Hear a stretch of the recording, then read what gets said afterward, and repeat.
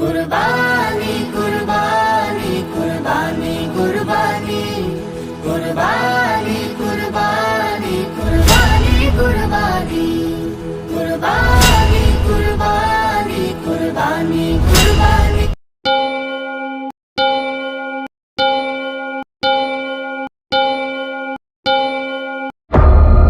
বিসমিল্লাহির রহমানির রহিম। যারা আমরা একে একে ধারাবাহিক এই পঞ্চম পর্ব দেখেছি, তাদের জন্য ষষ্ঠ পর্বে খুবই চমক রয়েছে।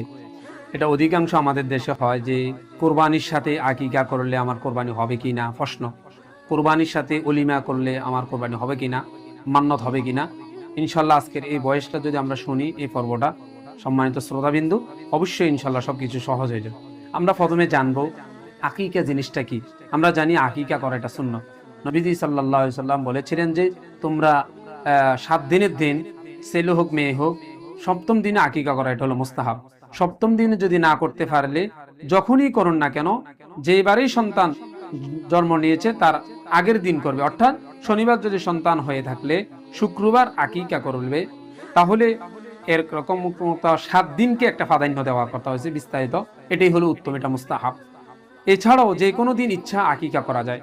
সন্তান বালেগ হওয়ার পরও আকিকা করা দুরুস্ত আছে, তবে মৃত্যুর পর আকিকা নাই। আকিকা করা দ্বারা সন্তানের বালা মুসিবত দূর হয় এবং সন্তান যাবতীয় বিপদ আপদ থেকে নিরাপদ থাকবে।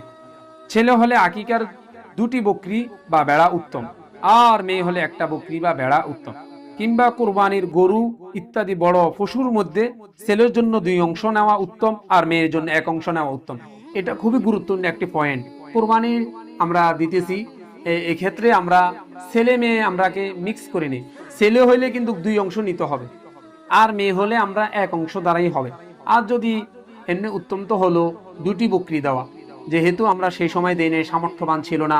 পরবর্তীতে সামর্থ্যবান হয়েছে, বালেগ হওয়ার পরেও আমরা কোরবানি যখন দিব, এক্ষেত্রে 2 নাম ছেলে যদি হয়, এই ক্ষেত্রে আমরা এটা খেয়াল রাখবো। আর মেয়ে হলে 1 অংশ। অর্থাৎ কোরবানির মনে করেন একটি পশুর ভিতরে 7 অংশ সর্বোচ্চ।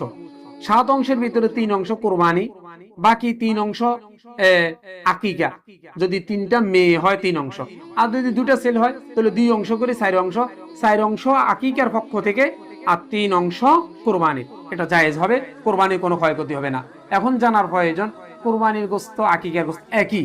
কোরবানির গোস্ত আপনি খেতে পারবেন। অনেকে সন্দেহ করে বা নিজের ছেলের আকিকার গোস্ত নিজে খেতে পারবে কিনা, অবশ্যই পারবে, কোনো সমস্যা নেই। আকিকার গোস্ত হুবহু কোরবানির গোস্তের মতো, এটা আমরা সবাই খেয়াল রাখবো। এর পাশাপাশি যারা মান্নতের কোরবানি, মান্নতের নিয়ত করতে পারেন। কোন ইবাদত জাতীয় মান্নত যদি যে উদ্দেশ্য মান্নত করেছে সেই উদ্দেশ্য পূর্ণ হয়, তাহলে ওই মান্নত করা ওয়াজিব। উদ্দেশ্য পূর্ণ না হলে মান্নত আদায় করা ওয়াজিব হয় না। আর কোন উদ্দেশ্য ব্যতীত এমনিতে আল্লাহর নামে দিয়ে কোনো কিছুর মান্নত করলে তা পূর্ণ করা ওয়াজিব। আমার আল্লাহর নামে আমি মান্নত করছি, এটা দিমু, তাহলে এটা দেওয়া ওয়াজিব। শরীয়তের খেলাফ মান্নত করলে তা পূর্ণ করা যাবে না। যেমন মাজারে কোনো কিছু দেওয়ার মান্নত করলে বা নাচ গানের মান্নত করলে ইত্যাদি, এটা পূর্ণ করা ওয়াজিব নয়।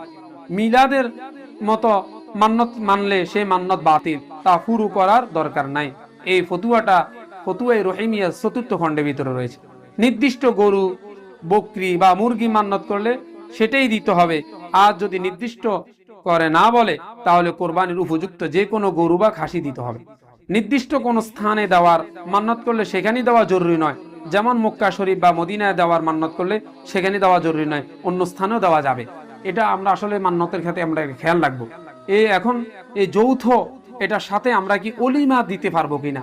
অলিমা তো আমরা জানি বিয়ের যে অনুষ্ঠান, এটার সাথে কোরবানির সাথে অলিমাও দিতে পারবো কিনা? অবশ্যই পারবো। যার উপর কোরবানি ওয়াজিব এবং যে ব্যক্তি নফল কোরবানি দিচ্ছে, এরূপ 2 জন ব্যক্তি একটি বড় পশুর মধ্যে অংশীদার হতে পারে। এই 2 অংশীদার ভিতরে একটা যদি কেউ অলিমার অংশ নেয় আর একটা কোরবানির অংশ নেয়, তাহলে তার পক্ষ থেকে কোরবানির অংশটাও, কোরবানিটাও জিম্মাদারি খালাস হয়ে যাবে, ইনশাল্লাহ ওয়াজিব আদায় হয়ে যাবে, তার অলিমাটাও আদায় হয়ে যাবে। কিছু মানুষ কোরবানির উদ্দেশ্যে এবং কিছু মানুষ অলিমার উদ্দেশ্যে একটি বড় পশুর মধ্যে যদি শরীক হয়, তাও দুরুস্ত আছে। এই ফতুয়া শামির 6 নম্বর খণ্ডের 326 নম্বর পৃষ্ঠায় মাসালাটা আছে। তাহলে এই বিশদ আমরা আলোচনা থেকে এটাই জেনেছি, আরো বিস্তারিত আছে পশু জবে করার পরে যে শরীকের কথা আছে। ইনশাল্লাহ আমরা এগুলো ধারাবাহিক পরবর্তীতে জানবো।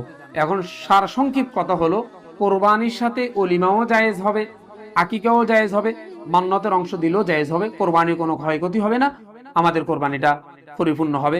আল্লাহ পাক আমাদের প্রত্যেককে এখান থেকে বিস্তারিত এই কথাগুলা অনুযায়ী আমল করার তৌফিক দান করুন। ওয়া আখিরু দাওয়ানা।